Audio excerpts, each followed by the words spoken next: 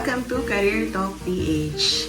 Today, we're joined by an inspiring Filipina mom who pursued her nursing career abroad and is now working as a registered nurse in the United States. We'll learn about her journey, challenges, and advice for aspiring healthcare professionals. So sa mga viewers natin na gustong maging nurse in the future, panoorin nyo ang full episode ng podcast na ito. What inspired you to become a nurse? Naku, yan ang... Actually, it was my mom who was inspired na gawin akong nurse. Tama po, kasi ang aking nanay nangangarap na ng Amerika. Kaya niya ako pinag-nurse.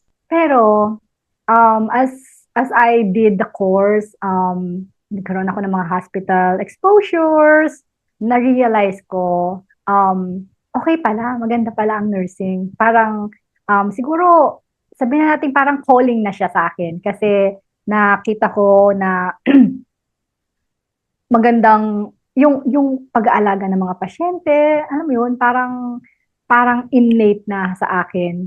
So, yun ang nag-inspire sa akin to continue doing it. Tapos syempre, yung sinasabi ng nanay ko na, oh, anak, mag-nursing ka para makapag-Amerika ka. Makatulong ka sa amin. Yun din. Isang inspiration din yun. Syempre, makatulong sa family. Syempre, maahon natin sila sa kahirapan. Yun, dahil, syempre, alam mo naman ang mga pinanggalingan. Galing po kami sa isang mahirap na pamilya. Ngayon, hindi naman sinasabing mayaman, pero at least wala na kami dun sa dating sitwasyon na napakahirap talaga ngayon. Maganda na dahil sa pagtitiis at pagtsatsaga.